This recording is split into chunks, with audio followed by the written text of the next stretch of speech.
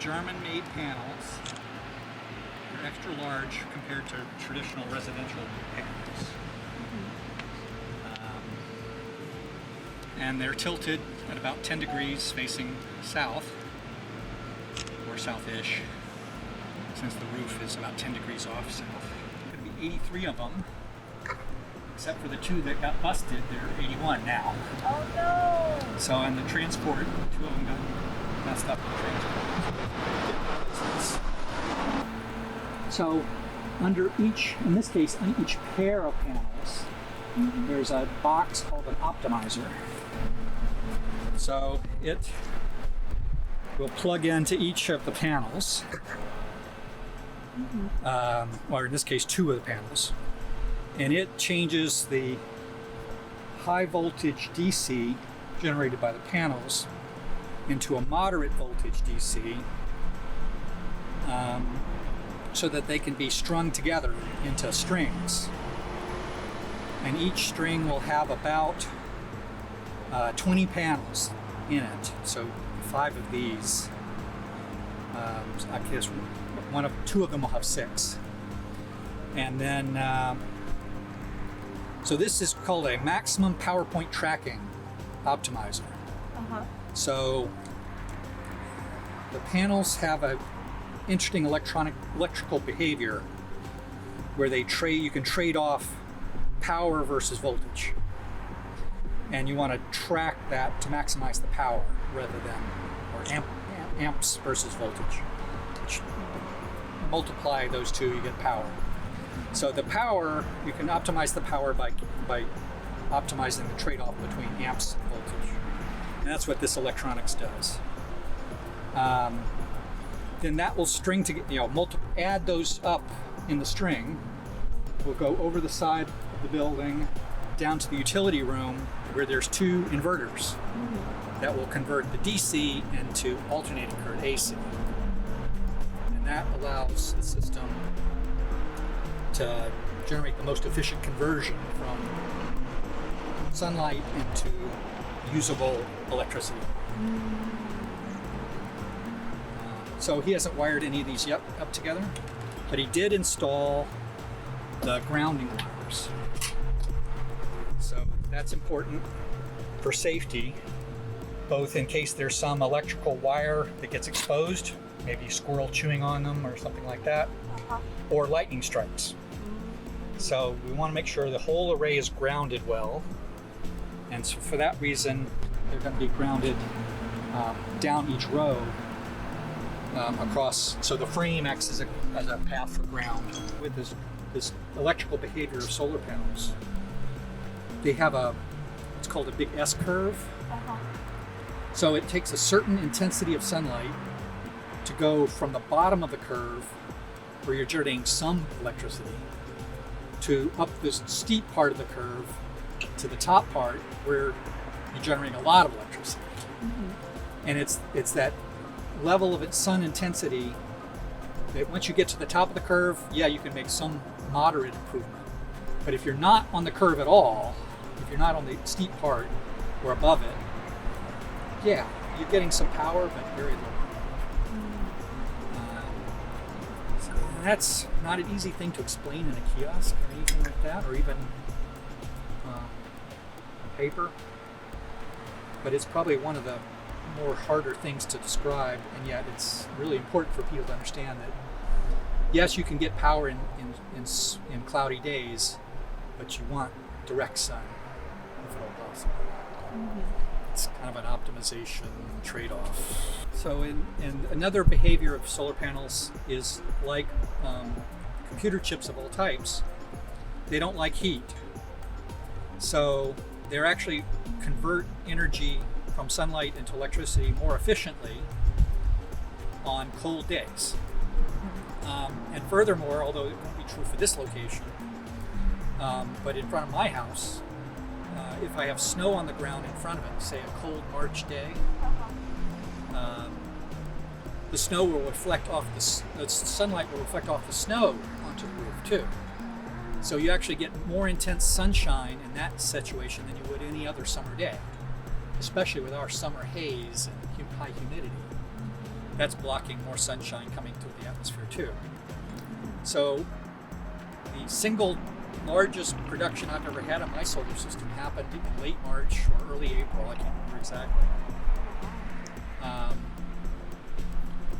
When I was getting that very clear day, very cold, and extra intense sunlight from the reflected snow, reflecting off the snow. And so that was the peak power at any one time. Wow. Even though I get much more sunshine late, because the days are longer in the summer, it's higher in the sky, of course, the sun. So peak power is usually on the coldest day. In fact, one of the calculations you have to do to ensure the system is safe is calculate the intensity of the sunshine on the coldest day of the year. Wow. I know that UV light, it doesn't go through glass, right? Okay. So you can't get a sunburn Right? through, like if you're sitting on a car with your windows closed. But this is different, right? It's just regular visible light that you're looking for, right? Which is the reason why it can be reflected off snow and absorbed by the system. It's primarily visible light, yes. And I don't remember enough about the spectrum issues, where on the light spectrum these solar cells are most attuned to. But that's one of the things going on in research, is expanding that window in the spectrum so that more power, more sunlight intensity can reach and be converted by the silicon cells into DC power. And which way is that going? Towards infrared or I towards... don't remember. I'm just wondering. But I do know that there are other technologies. So this is silicon. These are all silicon. Almost all the things you find in commercial production are silicon-based cells. In aerospace and satellites and the International Space Station, most of those solar cells are called gallium arsenic based instead of silicon based. And they have a wider spectrum of light acceptance and more efficient conversion. So almost all these things are in the 17 to 21% efficiency of converting the possible energy in the sunlight that hits it to a usable electricity. Gallium arsenic is more in the almost 30% efficient conversion because it's wider spectrum of sunlight that it's taking in. But gallium arsenic cells are things you don't want in the environment, because if they escaped or got destroyed by a tornado or something, those can leach into the environment, and you don't want arsenic leaching into your soil. So those are not available in general use. If there is heavy snowfall, would these need to be cleared off, or what do you do in that case? Well, you can do either. You can clear them off, and that will allow them to be visible and therefore go back into production. Or you can just let it melt. It's a trade-off between labor and how much energy additionally you produce. Generally, I would say it's not worth it, unless you really need it for some reason. Right. Because it's just, especially on a flat roof, the snow's going to pile up. It doesn't have anywhere to go. So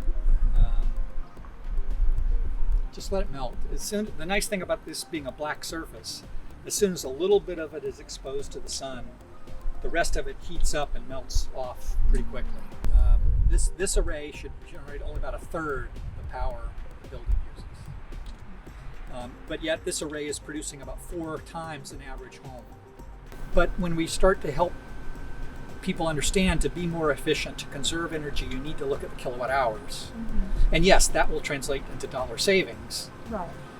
But so will picking a different electric supplier. So do all those things, but save the kilowatt hours is the fundamental thing, not necessarily saving dollars. Right. On a government-owned building or nonprofit, the government entity or the nonprofit can't take tax benefit. So while there are federal tax incentives available, generally nonprofits like that can't benefit from them.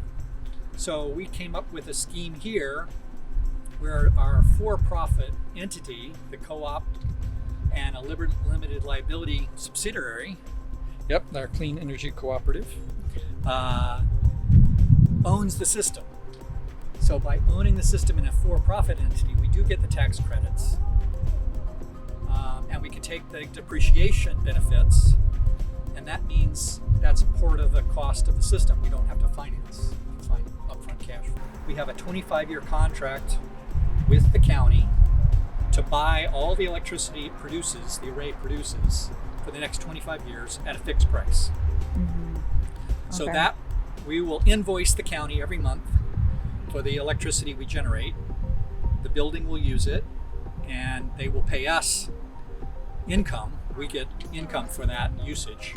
So, and that price doesn't change even if regular electricity from the grid is more expensive. Right. So it's a locked-in price for 25 years, and that's one of the things the county commissioners really appreciate about this kind of deal. Is inflation happens and prices change. Our electricity prices in Pennsylvania have been very inconsistent. We've had a lot of changes from year to year. And by locking in a price, they're in effect locking in savings for themselves during that whole 25-year period. And they will have to pay the utility, PPL, for the remaining 2/3 of the electricity this building needs. But they won't have to pay anything other than what the co-op bills them for the 1/3 or so. Of course, then we can convince the county to do more efficient windows and other improvements to the building to save more electricity. All right. So were all the commissioners for this project? Did everyone? Yeah, the original project was approved by the previous board of commissioners. Pre-Jocelyn? Pre-Jocelyn Kramer. And then we had to redo the contract, which was some issues with our finance structure. And Jocelyn Kramer had to recuse herself because she's a member of the co-op. Mm-hmm. And her husband was on the board of the co-op at the time. So she recused herself, and so the two Republican commissioners are the two who approved the project in the most recent version. That's incredible. Yeah, they both see the financial benefit and the public incentive to talk about this building as a business incubator, a innovation center, and talking about sustainability and resilience in our community. These solar panels fit exactly that mission for the Stourbridge